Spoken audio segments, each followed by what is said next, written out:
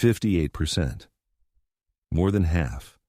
More than half of every retired American feels genuinely, deeply lonely, not occasionally, not on bad days, every single day. And almost none of them talk about it, not because they don't feel it, because they think something is wrong with them. If you're watching this, nothing is wrong with you. I need you to hear that before we go any further. Nothing is wrong with you. What you're feeling has a name. It has science behind it. It has happened to millions of people who worked just as hard as you did, built just as much as you did, and ended up sitting in the same quiet, wondering why retirement doesn't feel the way they were promised it would. That's what this channel is about. Not advice, not tips, real stories, real research, and honest conversation about what getting older in America actually looks like. From the inside.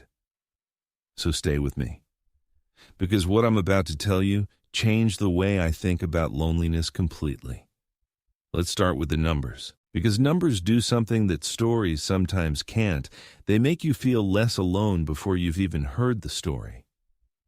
58% of Americans over 65 report feeling lonely on a regular basis. That's from the AARP 2023 Loneliness Survey, the largest study of its kind ever conducted in this country. More than half. Not the struggling ones, not the ones who didn't plan well. More than half of ordinary retired Americans who did everything right. Harvard Medical School has been following 700 men since 1938 for 85 years. It's the longest-running study of adult life ever conducted. You know what they found? The single greatest predictor of health and happiness in old age is not money, not diet, not exercise. It's the quality of your relationships, not the quantity, not how many people you know, the depth of the ones you have. And here's the one that stopped me cold. The Cigna U.S. Loneliness Index found that the loneliest group in America is not the poor. It's not the sick. It's not the widowed. It's recently retired professionals, people who had careers, who had teams, who had purpose and structure, and colleagues and somewhere to be every single morning. And then, one Friday afternoon, didn't. Now I want to tell you about Harold, not because his story is unusual, because his story is yours, or your neighbor's, or your husband's, or the man you see at the pharmacy every Tuesday who always looks like he's in no particular hurry to get back home. Harold Chen spent 34 years as a civil engineer in Columbus, Ohio. Bridges, overpasses, infrastructure. The kind of work that holds things up so that other people never have to think about it. He was good at it. He had a team of 12. Morning meetings, arguments about load tolerances, lunch with colleagues who became, somewhere along the way, the entire architecture of his social world. He retired at 67, and the first month was fine. He made a list. Woodworking, travel, all the books stacked on his nightstand since 2003. He built a birdhouse. It took 3 weekends. Turned out, in his words, structurally sound, but aesthetically humbling. He laughed when he said that. But here's the thing about the list. Harold made it alone. He completed it alone. And there was no one to show it to. At work, every small win had an audience. Finished a project?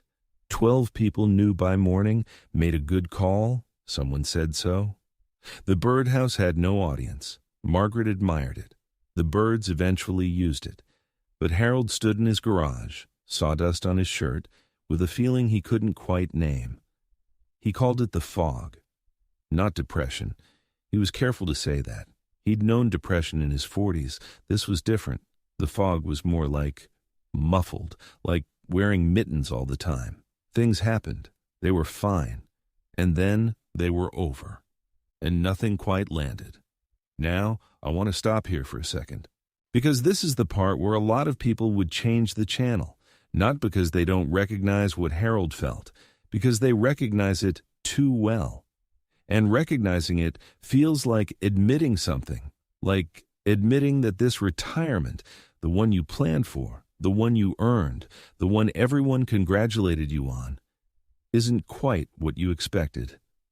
And that feels like failure. It isn't. I want to say that as clearly as I can. Feeling this way is not failure. It is not ingratitude. It is not weakness. It is what happens when a structure that held your entire social world together gets removed overnight, and no one warned you it was load-bearing. That's the phrase I want you to remember. Load-bearing. Harold was an engineer. He understood it immediately. He told me, "I thought I was retiring from a job. I didn't know I was removing the foundation." The worst part, the part Harold carried alone for almost 2 years, wasn't the loneliness itself. It was the shame about it. He had a good marriage, good kids, grandchildren who sent drawings in the mail, a paid-off house, a pension. By every measure society hands us to evaluate whether we did life right, Harold had won. So why did Wednesday afternoons feel like standing in an empty airport? It took him until year 2 to say it out loud. One evening over dinner, he looked at Margaret and said, "I miss being needed." And then, quieter, "I think I miss being seen." Margaret put down her fork. She said, "I know. I've been watching it happen. I didn't know how to bring it up. That conversation changed things, not immediately, not like a switch. But Harold said it was the first moment in 2 years he didn't feel invisible. 2 years. He carried that alone for 2 years because he thought it meant something was wrong with him. Nothing was wrong with him. And if you felt something like that, nothing's wrong with you either. Now let's talk about why this happens, because understanding it changes everything. There's a term I want you to know: ambient socialization. It means all the human contact you accumulate without trying. The colleague who stops by your desk, the team meeting where someone cracks a joke, the woman from accounting who always has opinions about the coffee machine. You didn't schedule any of that. You didn't work at it. It just happened as a byproduct of showing up. Retirement removes ambient socialization completely. Overnight, research shows that most retirees lose between 80 and 90% of their daily human contact in the first month after leaving work. Not because people stop caring about them, because that contact was structural. It was held together by the job, not by the relationships themselves. Think about that. The people who made up your days weren't there because of you personally. They were there because you were both required to be in the same building. And the moment that requirement ended, so did the contact. That is not a reflection of your worth. That is how ambient socialization works. A 2021 study in the British Medical Journal found that the risk of depression increases by 40% in the first year after retirement, not because retirees are unhappy people, because the nervous system, which spent 30 or 40 years calibrated to a high level of daily human contact, goes into withdrawal. Withdrawal. That word matters. It's the same mechanism we use to describe what happens when someone stops caffeine or alcohol. Connection isn't optional, it's biological. And Dr. Julianne Holt-Lundstad at Brigham Young University published research in 2015 showing that social isolation has the same impact on life expectancy as smoking 15 cigarettes a day. 15 cigarettes.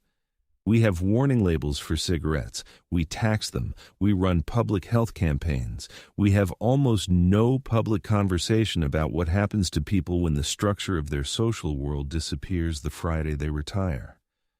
Harold knew all of this after he learned it. He said, "If someone had told me this on my last day of work, I would have done things differently. So I'm telling you now. And here's what actually helps. Not join a club. Not get a hobby. I know you've heard that. It's not wrong. It's just incomplete. Because what the research actually shows is that connection doesn't come from activity. It comes from consistency. It comes from showing up to the same place, with the same people, at the same time, over and over, until something real grows. Let me show you what that looks like. Robert, 28 years, is a high school history teacher in Phoenix. When he retired, he thought he'd feel free. He felt useless. "I was made to teach," he told a friend, "and retirement told me I was done doing the thing I was made for." What Robert did is what psychologists call purpose transfer. Not finding a new hobby, finding a new container for the same why. For Robert, the core was never history.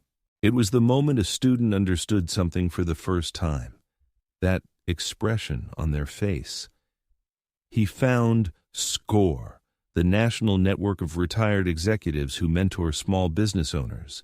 6 weeks later, he had 4 mentees. 4 months later, he said the fog was gone. A 2022 study in the Journals of Gerontology found that retirees who volunteer in mentoring or teaching roles report 34% lower rates of loneliness and dramatically higher sense of meaning. The first step Robert took? He Googled SCORE Mentor Volunteer and filled out a form on a Sunday afternoon. That was it. Then there's Dorothy, 72, former hospital administrator in Milwaukee. She found her 3rd place accidentally, started going to the same coffee shop every Tuesday and Thursday, purely because the parking was free. 3 months later, she knew everyone at 5 tables. 6 months later, the table by the window was hers. She didn't plan it. She didn't force it. She just showed up, same place, same time, until she became part of the furniture. Stanford Center on Longevity Research shows that consistency, showing up to the same place at the same time each week, is more predictive of deep social bonds than the type of activity itself. Not what you do, that you keep doing it. And then there's Frank, 68, retired logistics manager, Tulsa, Oklahoma. He had a neighbor he'd waved to for 11 years.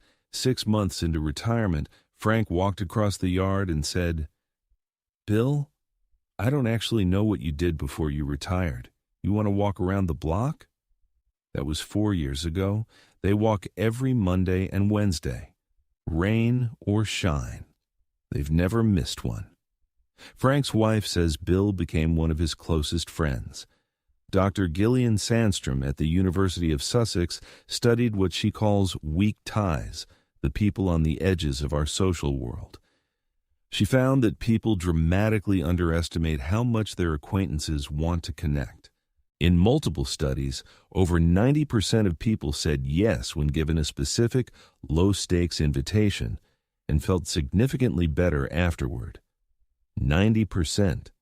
The fear that stops most of us from asking, the assumption that the other person is busy, uninterested, or will find it strange, is almost always wrong. I want to leave you with something Dr. Vivek Murthy wrote in his book Together. He served as U.S. Surgeon General under 2 presidents. He wrote, "Loneliness is not a sign of failure. It is the signal that something you need is missing. Hunger is not a character flaw. It's your body saying it needs fuel. Pain is not weakness. It's your nervous system saying, pay attention here." And loneliness, that fog that Harold felt, that so many people feel in the years after they retire, is not evidence that you did life wrong. It is evidence that you are a human being who was built for connection, and that the structures that were holding that connection together have changed. Harold is doing better. He joined a mentorship program for high school engineering students. He shows them how bridges work, how load gets distributed, how something invisible holds everything up. He says the kids ask terrible questions. He means it as a compliment. He still has quiet Wednesdays. The fog hasn't disappeared completely. But he told me recently, the fog is different now. It visits. It doesn't live there. Before you go, I want to ask you one thing. When was the last time someone asked how you were doing and actually waited for the answer? If that question made you pause, write it in the comments. You don't have to explain it. You don't have to tell the whole story. Just write, 11 days, or longer. Because I promise you, someone else watching this will read what you wrote and feel less alone. That's why this channel exists. New episode every Tuesday, because you are not invisible, you are not done, and you are not alone.